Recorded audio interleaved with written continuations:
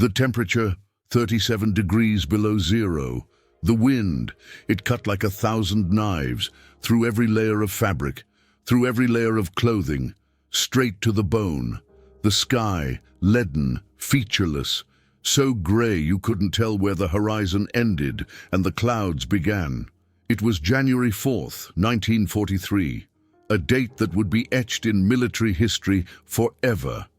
A day when one man accomplished the impossible. Hans Sturm lay in his foxhole on the Eastern Front. His fingers so numb, he could barely feel them. His eyelashes were caked with ice. His breath freezing instantly into a white cloud, whisked away by the unforgiving wind. Before him stretched an endless white plain, broken only by the black skeletons of burned trees. These trees stood like silent witnesses to the war. Their bare branches, like accusing fingers, pointed towards the heavens. Behind him lay the ruins of what had once been a Russian village. Charred timbers jutted out from the snow. A half-collapsed church tower marked the spot where people had once prayed. Now, only soldiers prayed here. And somewhere out there, hidden in the fog of the early morning blizzard, a Soviet assault force was forming, a force that would change his life forever. Hans was 24 years old, a young man with blonde hair and blue eyes, eyes that now held an expression far older than his years. He came from a small village in Bavaria, where his father had run a blacksmith shop, a peaceful village with a small church, a cozy tavern, and fields that glowed golden in the summer. His hands, now gripping the ice-cold metal of the MG-42, had once shaped glowing steel. They had shod horses, repaired plows, and on Sundays held the hand of his sister Maria as they walked together to church. Now, those hands were shaping history. Now, they held a weapon that would decide between life and death. If you want to know how a single soldier held off an entire Soviet regiment, if you want to understand what really happened on that freezing January morning, then stick around. This story will show you what a human being is capable of when he has no choice but to fight. It will show you what happens when all seems lost and a man still doesn't give up. Subscribe to this channel and hit the bell to never miss one of these incredible stories from military history. To truly understand this story, we need to go back to the moment when Hans Sturm realized that this day would be different from all others. Back to the hours before dawn, when the world was still silent and death was still waiting. It was 3 in the morning when Sergeant Kruger came into the bunker. The bunker, barely more than a hole in the frozen ground. Covered with beams and earth, barely big enough for 10 men, but there were 18 crammed inside. A single kerosene lamp cast flickering shadows on the walls. The smell of sweat, fear, and unwashed bodies hung heavy in the air. Kruger's face was pale, paler than the snow outside. His lips were trembling. And it wasn't just from the cold. Soviet scouts had reported movement, big movement. An entire regiment, maybe more, was forming 2 miles east of their position. Our reinforcements are still 8 hours away, Kruger said, his voice cracking at the end of the sentence. 8 hours. The words hung in the air, like a death sentence. 8 hours. In 8 hours. They could all be dead. In 8 hours. This position could be overrun. In 8 hours. There might be no one left here to receive the reinforcements. Hans looked around the bunker. There were 23 men left. 23 exhausted, half-frozen soldiers against a regiment. Some of them were asleep despite the news, too tired to even be afraid. Others stared into space, their eyes glazed over, their thoughts far away, maybe at home, with their families. A young soldier, barely 18 years old, was weeping softly into his hands. No one tried to comfort him. The math was simple. They were dead. Everyone here knew it. But Hans Sturm wasn't thinking about death. He was thinking about his sister Maria, who was waiting for him back in Bavaria. Maria, with her brown curls and her smile, that could light up the entire kitchen. Maria, who had hung a small cross around his neck on the day he left. He still wore it, hidden beneath his layers of uniform, cold against his chest. He was thinking about the promise he had made to her. "I'm coming back." These 3 words burned in his mind like a fire that even the Siberian cold couldn't extinguish. He wouldn't die here. Not today. Not in this God-forsaken hole. At the end of the world. The MG-42, the machine gun Hans operated, was one of the most dangerous weapons of World War II, 1,200 rounds per minute. It was so fast that the individual shots could no longer be distinguished. It sounded like tearing linen, like a thundering buzz. That went straight to the bone. The Soviets called it the bone saw because it could shred a man in seconds. The Allies feared it more than any other German weapon, and Hans mastered it like no other in his unit. He had spent countless hours disassembling it, cleaning it, reassembling it. He knew every screw, every part.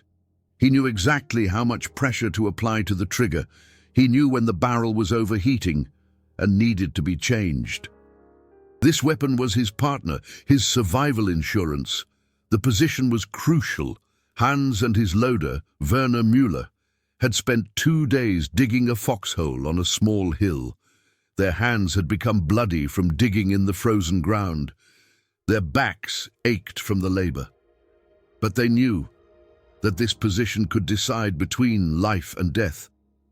From there, they controlled an open field, about 600 meters wide. No tree, no bush, no cover, just flat. White snow. Any attacker would have to cross this field, and any attacker would be in Hans Sturm's line of fire. But Werner Müller had a fever, 104 degrees. His face was flushed, while his body trembled uncontrollably. He could barely stand, let alone feed the heavy ammunition belts. The flu had caught him, as it caught so many on the front. In this climate, under these conditions, the flu could be deadly. "You stay here," Hans told him. His voice was calm but firm. "I'll do this alone," Werner protested. His lips moved, but the words barely escaped as a whisper. He wanted to say he couldn't abandon his comrade, that they had to fight together. But he knew Hans was right. A sick man in combat was a danger to everyone. A man who couldn't reload quickly enough was a dead man, and the man next to him would die with him. Thus began the longest day in Hans Sturm's life. Alone in a foxhole, with an MG-42, 6,000 rounds of ammunition, 8 spare barrels, and the knowledge that the next few hours would decide between life and death. Not just his own life, but the lives of all 23 comrades behind him, 23 souls counting on him, 23 families waiting at home. The first attack came at 6:30, as the sun barely touched the horizon, a pale, cold light that bathed the white landscape in an unearthly grey. The shadows of the burned trees stretched long across the snow, like the fingers of death itself. Hans heard them before he saw them. At first, it was just a distant rumble, like far-off thunder. Then it grew louder. Hundreds of boots stomping across frozen snow, the clinking of equipment, muffled commands in Russian. Then they appeared out of the fog like ghosts, brown uniforms against white snow, fur hats, rifles with fixed bayonets, a wave of men charging toward his position. Hans estimated 100 in the first wave, maybe 150, and behind them, barely visible in the fog, even more moved forward. Hans took a deep breath. The cold air burned in his lungs. He closed his eyes for a split second, saw Mary's face before him. Then he opened them again and placed his finger on the trigger. The first burst of fire shattered the morning silence like a thunderclap. The MG-42 roared to life with its characteristic ripping sound. And with it began what would later go down in history as one of the most remarkable single-handed engagements of World War II. The muzzle flash blazed orange in the grey twilight. Cartridges flew high from the weapon, gleaming like tiny brass lightning bolts. The first attackers fell after 20 yards. They sank into the snow like puppets whose strings had been cut. The next ones after 40. Some screamed. Others fell silently, but they kept coming. Always coming. The officers behind them drove them on with drawn pistols. Wave after wave streamed across the open field, and Hans fired and fired and fired. His hands moved mechanically, guided by months of training. Sweep, correct, fire. His mind was empty. He was no longer a person. He was a machine, a killing machine with only one goal: survival.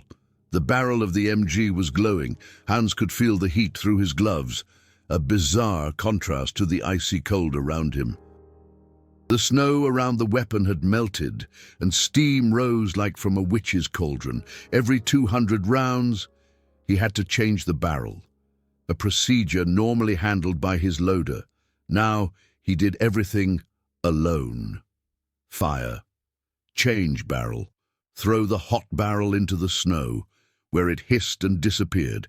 Insert new barrel, load ammunition belt, fire. Again and again, an endless cycle of death and metal. After 20 minutes, the Soviets retreated. The survivors crawled, ran, stumbled back into the fog from which they had come. The field in front of Hans was littered with motionless figures in the snow. Some lay still, others still moved, crawled, tried to escape. He didn't count. He couldn't count. He didn't want to count. All he knew was that the first attack had been repelled. His heart hammered in his chest. His breath came heavy. His hands no longer trembled from the cold, but from the adrenaline. But this was only the beginning. Hans knew it. They would be back. They always came back. In the short lull between attacks, Hans thought of his father. He saw him before him, standing at the anvil, the heavy hammer in his hand, sweat on his brow despite the heat of the fire.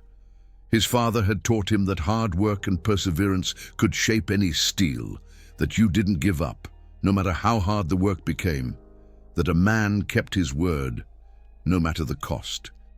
Now Hans was forging his own destiny with the same determination that his father had instilled in him. He took a sip from his frozen canteen. The water had turned to ice. He chewed on the ice shards, let them slowly melt in his mouth. The cold felt good. It reminded him that he was still alive. He checked his ammunition. Still plenty left. But how much was enough? How much did you need to stop an army? He waited for the next attack. He knew he wouldn't have to wait long. The second attack came half an hour later. The sun was higher now, but it brought no warmth. It only brought visibility, and what Hans saw froze the blood in his veins. This time, there were more, much more. Hans estimated 200 men and maybe 250. They no longer came in a straight line like in the first attack, but in groups, trying to attack from different sides simultaneously. They had learned, they had seen their comrades fall, and they had adapted their tactics. But it would do them no good. Hans had chosen his position well. The hill gave him an overview of the entire field. 360 degrees, as far as the eye could see. It was like a stage, and he was the only spectator with a gun. No matter which direction they came from, they had to enter the open ground. There was no cover, no dips, no stones, just flat deadly snow. And in the open ground, the MG-42 was queen. She ruled with an iron fist over every square meter of this killing field. The fight lasted 45 minutes, 45 minutes of uninterrupted fire, broken only by the frantic seconds of the barrel change. Hans's hands moved automatically, guided by months of training and the pure will to survive. His body functioned like a well-oiled machine, while his mind was far away, in a safe place, where the stench of powder and the sight of falling men did not exist. The attackers came in waves. The first wave fell. The second one climbed over the fallen, and she fell as well. The third made it maybe halfway across the field before she too was cut down. It was a massacre, a necessary massacre, because if Hans stopped firing, he would die, and everyone behind him would die. Those thoughts hammered in his head, to the rhythm of the gunfire. Fire or die. Fire or die. If this story has captivated you so far, hit that subscribe button now. Every day, new, incredible stories from military history, stories that show what humans are capable of in extreme situations, stories that push you to the very limits of what you thought possible. As the second attack ended, Hans felt the full weight of exhaustion for the first time. His arms were trembling uncontrollably, not from the cold, but from the strain of holding the heavy weapon in position for hours. His back ached from the hunched posture behind the makeshift shield. His shoulders burned, as if someone had placed glowing coals on them. But he knew he couldn't stop. Not now. Not here. The next wave would come. It always came. The third attack began at 9:15 a.m. This time, the Soviets brought something new, something that made Hans's heart sink into his boots. Mortars. He heard them first, the characteristic cough as the rounds were fired. Then the whistle, then the impacts. The first ones landed about 100 yards behind Hans's position. Earth and snow rained down on him. Shrapnel whizzed over his head. The ground trembled beneath the explosions. Hans knew exactly what this meant. He'd seen it many times before. They were trying to bracket him. They would slowly move the impacts closer and closer to his foxhole, while their infantry tried to sneak closer under the cover of the shelling. It was a tried and true tactic, but Hans had too much experience to fall for that trick. He knew that the mortars weren't accurate enough to hit him directly, as long as he stayed in his foxhole. The real danger came from the men, who were now streaming across the field again. He ignored the impacts. Each explosion made his heart skip a beat, but he forced himself to block them out, concentrated on the field in front of him, on the brown uniforms against the white snow. And as the next wave of attackers appeared, he greeted them with the same deadly precision fire. The MG-42 sang its lethal song, and the men fell like stalks of wheat before a scythe. The third attack lasted over an hour in which Hans fired over 2,000 rounds, an hour in which he wore out 4 barrels, each one so hot that it hissed in the snow like an angry serpent, an hour in which he thought, multiple times, that this would be his end. The mortar strikes came closer, 50 yards, 30. The shockwaves threw snow and earth into his foxhole. Once, a piece of shrapnel struck his steel helmet with a sound like a church bell. His head spun, his vision blurred, but he kept firing. But it wasn't his end, not this day. As the Soviets retreated for the third time, the sun was higher in the sky, and Hans Sturm was still alive.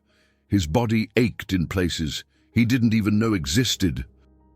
His fingers were bloody from the sharp edges of the ammunition belts, but he was alive. The comrades behind him had been watching what was happening.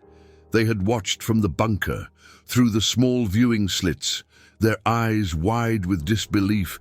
They could hardly believe it. A single man who had repelled 3 massive attacks. A single man against a regiment. Some of them began to pray, their lips moving in silent supplication. Others wept quietly, tears that froze instantly on their cheeks. And they all wondered the same thing. How long could one man keep this up? How much could a body endure? How much could a soul withstand? At 11:30 a.m., a lull fell. The Soviets had stopped attacking. The silence that followed was almost worse than the noise of battle. It was unnatural, ominous, like the calm before a storm. For a brief moment, a tiny moment of weakness, Hans allowed himself to hope that it was over, that they'd had enough, that they'd given up. But then he saw them on the horizon, barely visible through the haze and the smoke of the mortars. New troops were forming up, many more than before. He saw the dark lines, moving like ants. Fresh units, fresh troops, who hadn't yet fought. It wasn't a pause, it was a regrouping. They were bringing in reinforcements. They would be back, stronger than before. Hans used the precious time to check his ammunition supplies. His hands trembled as he opened the crates. Of the original 6,000 rounds, only about 2,400 remained, less than half. And he only had 2 working barrels left. The other 6 had been rendered useless by the intense use, their rifling so worn that the bullets would no longer fly accurately. He began to calculate, the numbers dancing in his exhausted mind. 2,400 rounds. At the previous intensity, that would last maybe 2 hours, maybe less if they all came at once. 2 hours, and reinforcements were still far away. The mathematics of death were unforgiving. He didn't have enough. He wouldn't have enough. In that moment, Hans heard a noise behind him, a shuffling in the snow. He whirled around, his hand on his sidearm, ready to defend himself. But it wasn't an enemy. It was Walter Miller. He crawled towards him, his face shining with sweat despite the cold, his eyes glazed with fever despite his illness. He had dragged himself out of the bunker 100 yards across open ground, while the mortars were still sporadically falling. In his arms, pressed tightly to his chest, he carried 2 extra ammunition crates, each one weighing 20 pounds. And Walter could barely stand. "You're insane," Hans said. His voice was hoarse from shouting and from the gun smoke. "Not crazier than you," Walter replied with a weak smile. That was more of a grimace. He coughed, a wet, rattling cough. That didn't bode well. But he didn't let go of the ammunition crates. Walter stayed with him. He sank down beside Hans in the foxhole, his body trembling, his breathing shallow and rapid. He couldn't fire. He didn't have the strength, but he could feed the ammunition belts. His feverish hands moved slowly, but they moved. This simple assistance, this gesture of camaraderie in the face of certain death, would prove crucial. It would save Hans the precious seconds that could mean the difference between life and death. The 4th assault began at 12:15. The midday sun was high in the sky, cold and relentless, and this time everything was different, everything was worse. The Soviets no longer came in waves. They came all at once. A massive onslaught. Hundreds of men, surging across the field like a flood. They screamed, a 1,000-throated battle cry that echoed across the plain. "Ura! Ura! Ura!" The battle cry that had already driven so many German soldiers to the brink of insanity. Hans fired until the barrel glowed, switched it out, fired again. Werner fought with trembling, feverish hands to feed the ammunition. Every movement visibly cost him strength, but he didn't give up. Not now. Not here. 15 minutes. 20. 25. Time stretched, became thick as honey. Each minute felt like an hour, each second like an eternity. The attackers drew closer, 200 meters. Hans could distinguish individual figures, 150. He could recognize their uniforms, the brown coats, the fur hats, 100. He could see their faces. Young men, no older than himself, some even younger. Men with families, with dreams, with lives they had left behind. Men driven to their deaths by their commissars. For a moment, a tiny moment of humanity amidst the madness. Hans wondered how many sisters at home were waiting for them, like Maria was waiting for him. How many mothers, how many wives, how many children. But then, he pushed the thought aside. He had to. He had no choice. It was his life, or theirs. It was the lives of his comrades, or theirs. And he had promised to come home. That promise was everything. Everything else was a luxury he couldn't afford. The barrel overheated. Hans ripped it out with a brutal movement, burning his hand through his glove. The skin sizzled. The pain was overwhelming, a white-hot flash that shot through his arm. He screamed, a scream that was more animal than human, but he didn't stop, couldn't stop, inserted the new barrel, his last barrel, with hands that trembled with pain. Fired again. The MG-42 sang its deadly song, and Hans sang along. A silent prayer with every shot. When the fourth assault ended, the attackers had come within 50 meters. 50 meters. So close that Hans could see the fear in their eyes, so close that he could see the impacts of his own bullets on their clothing, so close that he could hear their screams as they fell. Screams in a language he didn't understand, but whose meaning was universal. Pain, fear, death. The field before him was no longer a field. It was a cemetery. A mass grave beneath the open sky. Hundreds of bodies lay in the snow, which was no longer white. It was red, red with blood, red with death. The smell of copper and entrails hung heavy in the cold air. The hours passed like a nightmare, from which there was no awakening. 1,400 hours, 1,500 hours, 1,600 hours. The sun moved across the sky, cold and indifferent to the dying below. Hans was beyond exhaustion, beyond fatigue, beyond pain. His body was functioning on pure adrenaline and willpower, on something primal that lay deeper than thoughts or feelings. His burned hand throbbed with every movement, a sharp, burning pain that worsened with every shot. The skin had split open, raw flesh exposed, but he barely felt it anymore. His body had stopped sending him pain signals. There were more important things than pain. His eyes burned from the powder smoke, which had settled in a grey cloud around his position. His eyelids were heavy as lead. His mouth was so dry that his tongue stuck to the roof of his mouth like leather. He hadn't drunk anything for hours. The water was all gone. Everything was gone, except his will to survive. Beside him lay Werner, unconscious from exhaustion and fever. His breathing was shallow, but he was breathing. He was alive. That was all that mattered. But Hans fired on. He no longer knew why. He only knew that he mustn't stop, that stopping meant death. So he fired. The fifth and sixth attacks came and went, smaller attacks this time, cautious probes, testing attacks, as if the Soviets could no longer believe that a single man was stopping them.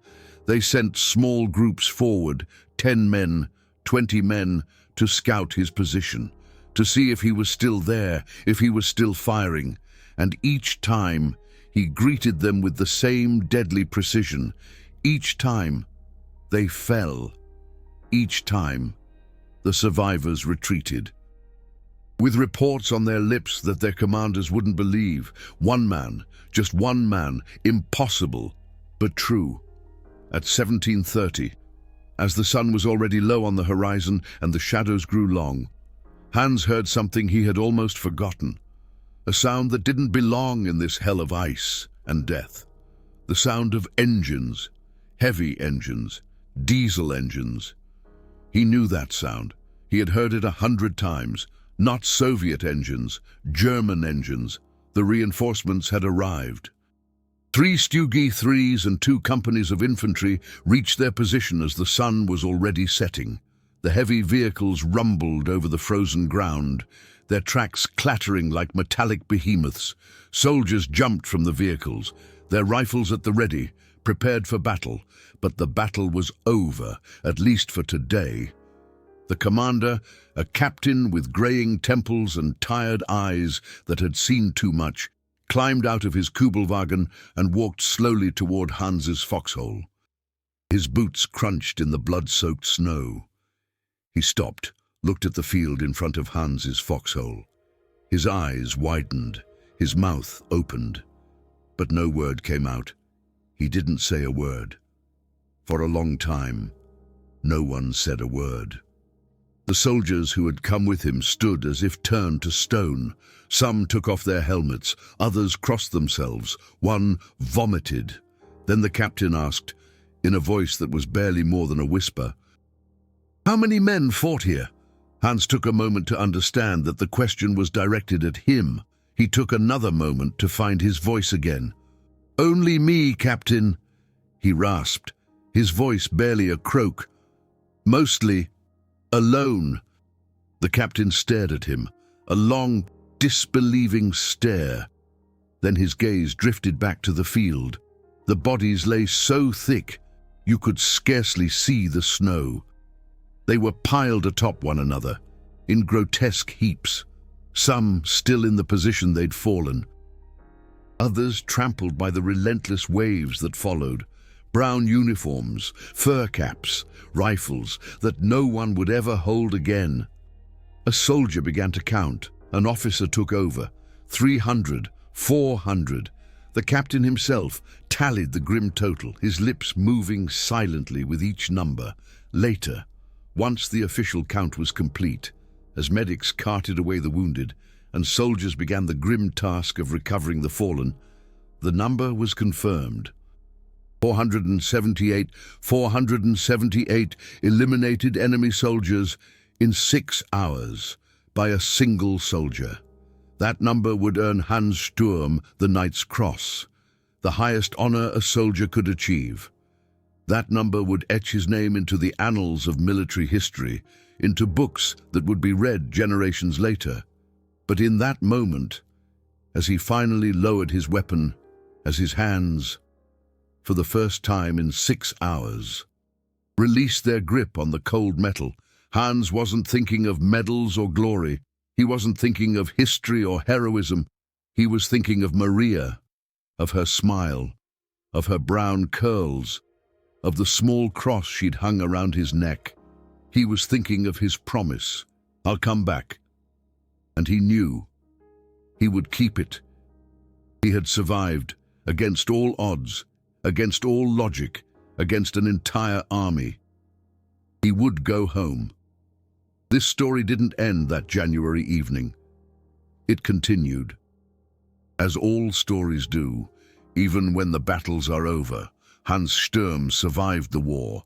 The 2 years that followed were filled with more battles, more horrors, more moments when he thought his luck had finally run out. But it hadn't. In May of 1945, when Germany surrendered, Hans was one of the few from his original unit still alive. He returned to Bavaria, to his sister Maria, to the small village he had never forgotten. The village had changed. The church had a new steeple. The tavern had burned down and been rebuilt, but Maria was still there. She stood at the train station when he arrived, older now, but with the same smile. She didn't say a word. She just wept and held him tight, and he held her tight. And for a moment, the world was right again. He took over his father's blacksmith shop, his father having died in the war, from an illness that had nothing to do with bullets or bombs. He married a girl from the neighboring village, a quiet woman with gentle eyes, who never asked what he had experienced in the war. They had 3 children, 2 sons and a daughter. He taught them the blacksmith trade, just as his father had taught him. He lived a long, quiet life, a good life. He rarely spoke about that day in January of 1943, almost never, when his grandchildren asked him. When they found the knight's cross in the drawer and wanted to know where it came from, he just shook his head and said, "There were many brave men. I was just lucky." He lied. But it was a good lie, a necessary lie. Some things the next generation shouldn't know. Some memories should die with the one who carried them. But we know it was more than luck, much more. It was courage. The courage of a young man who knew he was likely going to die, and still didn't give up. It was determination, the determination to keep a promise, no matter the cost. It was the will of a man who refused to surrender, who refused to die, who refused to abandon his comrades. These qualities are rare, but they exist. And when you find them, you recognize true greatness. The battle that Hans Sturm fought in was part of the larger battles for Gève, one of the bloodiest fronts of World War II, a meat grinder, as the soldiers called it. Over 1 million soldiers died in that region between 1942 and 1943. Germans and Soviets, young men who never came home, sons who never hugged their mothers again, fathers who never saw their children grow up. Hans Sturm was one of many who fought there, but his single-handed stand remained unique, an achievement that even seasoned military historians describe as extraordinary. The MG-42 he used that day was later put on display in a military museum. It still stands there today, behind glass, with a small plaque that tells its story. Visitors stand before it and try to imagine how a single man could accomplish such a feat with that weapon, how human hands could send over 6,000 rounds through that barrel, how human will could endure such an ordeal. Most don't understand, can't understand, because they were never in such a situation, and that's a good thing. But what they can't see is what really matters. They see the metal, the steel, the mechanics. They don't see the fear that accompanied Hans every second, that made his heart beat faster than the rounds flying from the barrel. They don't see the desperation as the ammunition dwindled and he thought it had all been for nothing. They don't see the burned hand that kept firing anyway, even though every shot felt like fire. They don't see the image of his sister that floated before his eyes, that gave him the strength not to give up when everything inside him screamed to stop. They don't see the soul behind the weapon. War isn't a hero's tale. War is suffering and loss and destruction. War is young men dying before they've lived. War is families being torn apart. War is scars that never heal, neither on the body nor on the soul. But sometimes, amidst all the horror, all the darkness, all the despair, individual people show what the human spirit is capable of. They show that there's something inside us that's stronger than fear, stronger than pain, stronger than death itself. Hans Sturm was such a person. If this story touched you, please subscribe to this channel and hit the bell icon. We tell the true stories of the men and women who, in the darkest hours of history, showed what it means to be human. Stories that remind us that we are more than our circumstances, that we are more than our fear. Leave a comment below. What story from World War II has impacted you the most? What has touched you the deepest? We read every single comment and appreciate everyone who shares these stories with us. And remember this, the true heroes aren't those who feel no fear. Everyone experiences fear. The true heroes are those who, despite their fear, do what's right. Those who keep going when all seems lost. Those who keep their promises no matter the cost. Just like Hans Sturm, until the next video, take care of yourselves.